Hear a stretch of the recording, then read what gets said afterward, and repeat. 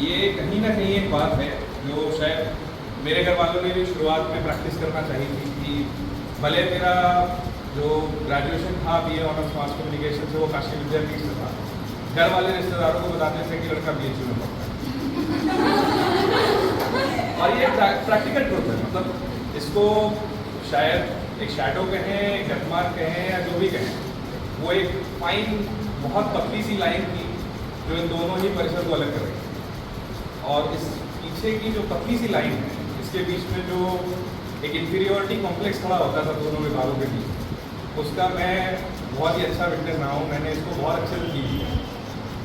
और काशी विद्यापीठ हो चाहे और उसके एफिलिएटेड कॉलेजेस हों, चाहे UC कॉलेज हो या और बनारस में या पूर्वांचल में जिस तरीके की एकेडमीज चल रही है, तो उसको लेके अगर अपने करियर पे क्वेश्चन मार्क लगाना, तो सबसे पहले मैं आप लोग के मनोदशा में जो ये चीज़ चल रही है उसके लिए मेरा निवेदन है, मेरा अनुरोध है, मेरी रिक्वेस्ट है कि आप इस चीज़ को पहली बात अपने दिमाग से निकाल दें कि आप वाराणसी से पढ़ रहे हैं जर्नलिज्म, तो आपको एक्सपोजर नहीं मिलेगा।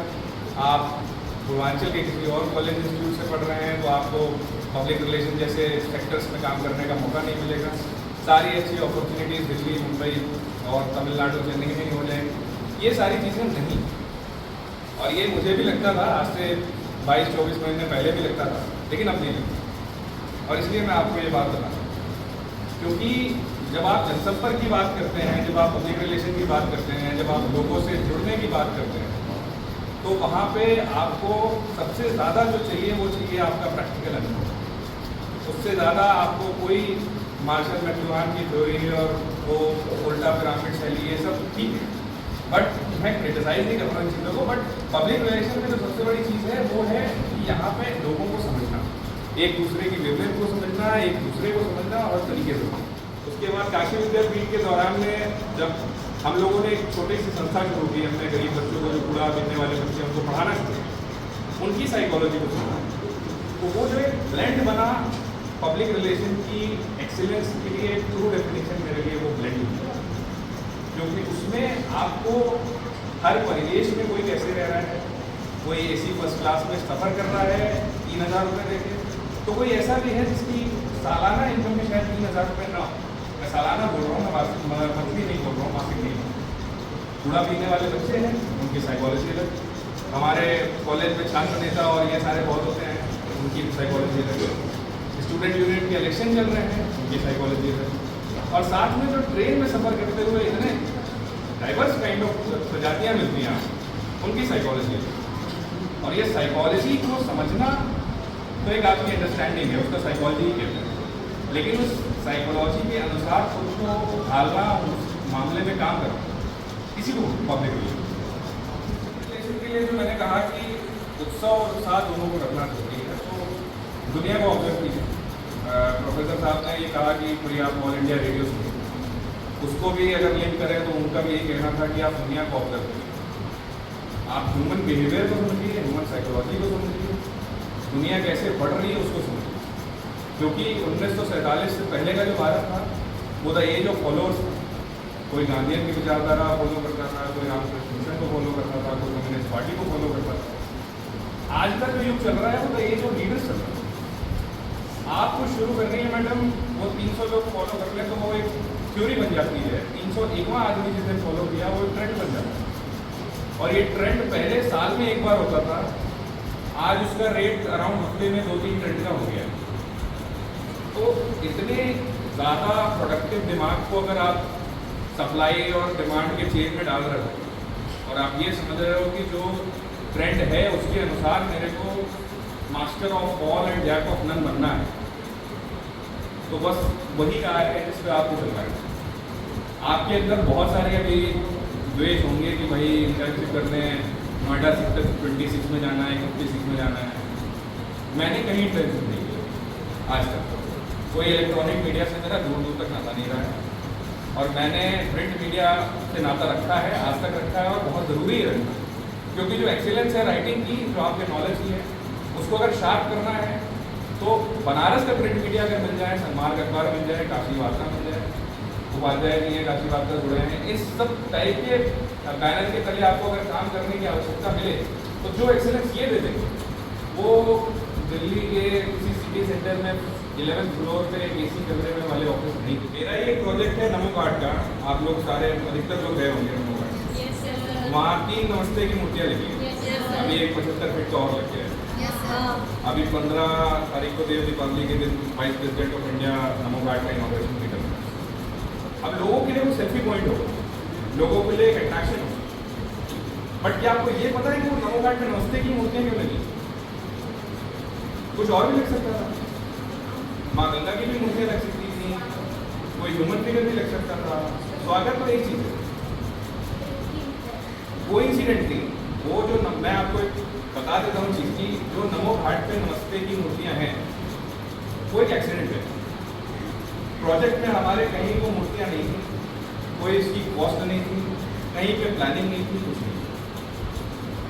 और प्रधानमंत्री कार्यालय से 2 लोग आए थे और वो उनको फोटोग्राफी का बहुत शौक था, मैं उनका नाम नहीं ले सकता यहाँ के डायस्पोरा में। वो घाट पे वॉक कर रहे थे और उन्होंने देखा कि वाराणसी में ब्रह्म मुहूर्त में सूर्य को प्रणाम करने का बहुत बड़ा महत्व है। तो नंबर 1 जिस वजह से वो मूर्तियाँ लगी कि जो उदीयमान सूर्य है, जो सूर्य उग रहा है रेतीले तट के उस पार से, तो सबसे पहले काशी में गंगा का प्रतिनिधित्व करते हैं नमो घाट, हाथ जोड़ के सूर्य की आराधना करें, सूर्य को प्रणाम। नंबर 2, आपने ये देखा होगा कि 3 हाथ हैं और उसके बगल में एक बहुत बड़ा हाथ। तो 3 हाथ जो थे वो बेसिकली एक परिवार को दिखाते हैं। आप उसको अच्छे से देखेंगे तो एक हाथ में कलावा पता है, दूसरे हाथ में चूड़ियाँ हैं और तीसरा लगता है एक बच्चे का हाथ। तो एक वो प्योर न्यूक्लियर फैमिली के मैसेज को देने के लिए वो 3 हाथ। अब हुआ कि ये चौथा हाथ कहाँ से प्रकट हो गया, तो इतना बड़ा है। वो इसलिए है कि काशी के जितने परिवार हैं उनके ऊपर भी एक हाथ है जिसको काशी विश्वनाथ जी कहते हैं, यहाँ पे बहुत बड़ी आस्था है उनकी। तो एक ऐसा हाथ हम लोगों ने प्लान किया कि जो हर जगह से दिखे, सबके ऊपर रहे और ऐसा लगे कि पूरे घाट का और पूरे वाराणसी का प्रतिनिधित्व ये इस आशीर्वचन से ही हो रहा है, आशीर्वाद से ही हो रहा है। नंबर 3, गुजरात से हो, गुजरात से नहीं, वेस्ट बंगाल हो, आपका उड़ीसा हो, आपका बिहार हो, जितनी भी ट्रेन पंडित दीनदयाल उपाध्याय नगर जंक्शन, जिसको मुगल सराय कहते थे पहले, वहाँ से वाराणसी आती है। तो जो डबलिन ब्रिज है जिसको हम मालवीय सेतु कहते हैं, तो वहाँ से आती है। और जो नमो घाट है उसी परिसर में जैसे ही ट्रेन इकट्ठा होती है तो वहाँ पे लोग सिक्के फेंकते हैं और गंगा जी से प्रार्थना करते हैं, पूजा करते हैं। तो ये जो 3 हाथ हैं वो सारे लोग जो वाराणसी आ रहे हैं उनका हाथ जोड़ के स्वागत करना है अभिनंदन। तो इन 3-4 चीज़ों को देखें तो पब्लिक रिलेशन के साथ इससे बड़ा एग्जाम्पल कोई हो ही नहीं सकता कि भाई एक छोटा सा इंसिडेंट करके, एक छोटा सा मुहिम छेड़ के अगर हमने ये काम कर दिया कि एक नमस्ते की मूर्तियाँ बना के जो इतने मैसेजेस दे रही है एक साथ, तो पब्लिक रिलेशन शायद इसी को कहते हैं मेरी बात। तो जो परिवेश की बात है, जो स्ट्रैटेजी की बात है, स्ट्रैटेजी सिर्फ इतनी सी है कि दुनिया से अपने आप को जोड़ के रखिए, खुद से अपने आप को जोड़ के रखिए।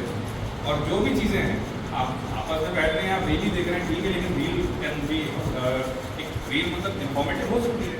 और आप कहीं भी रहिए, इससे पहले मैं सहारनपुर में था, इससे पहले मुरादाबाद में था, 2-2 महीने 3-3 महीने के मेरे प्रोफेशन चले छोटे छोटे।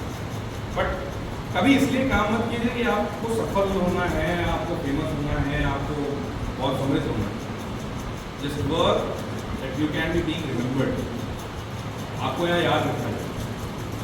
स्पेशली हम लोग की सेवा में ये रहता है कि एक बार किसी जगह में जाते हैं, 2 साल 3 साल रहते हैं, और शायद मेरे ट्रांसफर की पहले आ गई और कभी भी उड़ जाए पता ना चले।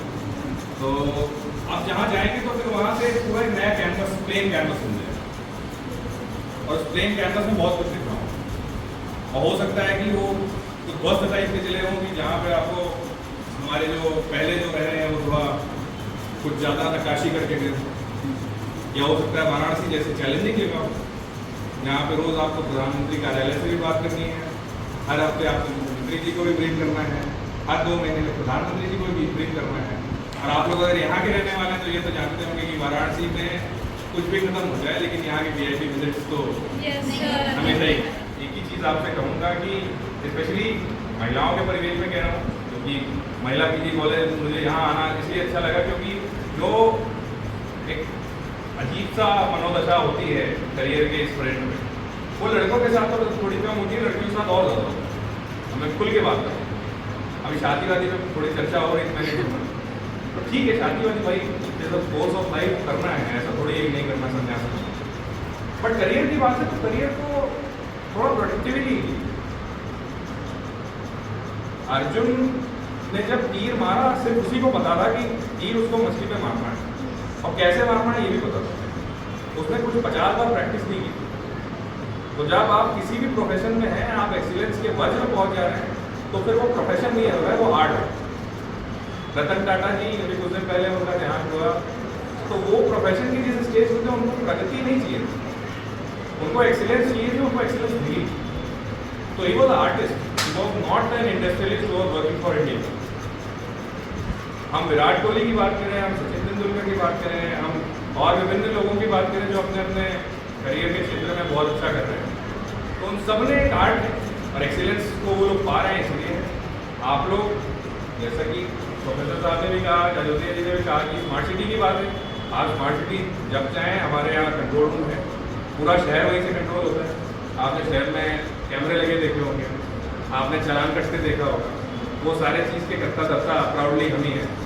और चाहे आपके गाड़ियों का चालान हो, चाहे आपके घर पे वो कच्चा पापड़ पक्का पापड़ गीले कूड़ेदान वाली गाड़ी आती हो, डोर टू डोर कूड़ा कलेक्शन हो, चाहे फिर जितनी भी पार्किंग चल रही है, तो वो सारी चीज़ों को लेके एक बहुत बड़ा सेटअप है। और एक ऐसा सेटअप है कि एक छत के नीचे से शायद पूरा शहर मैनेज होता है। और वो सेटअप किसी भी वजह से दुर्भाग्य से अगर बंद हो गया तो शहर कुछ समय के लिए सही हमें। तो आप लोग प्रिंसिपल मैडम, आप जब भी चाहें आप लेके आएँ, एक बार सूचना देके बच्चों को दिखाएं कि भाई क्या हम लोग कर रहे हैं, क्या है। क्योंकि स्मार्ट सिटी का भी बाजार बहुत हुआ बना हुआ। जब मैंने ज्वाइन किया था, स्मार्ट सिटी वाराणसी के लिए ऐसी थी कि मतलब मोदी जी ने स्मार्ट सिटी बना ली, मतलब गाड़ियाँ हमें ढूंढेंगी 2025। ऐसा नहीं है, स्मार्ट आप लोग भी हैं भाई, स्मार्ट मैं भी हूँ।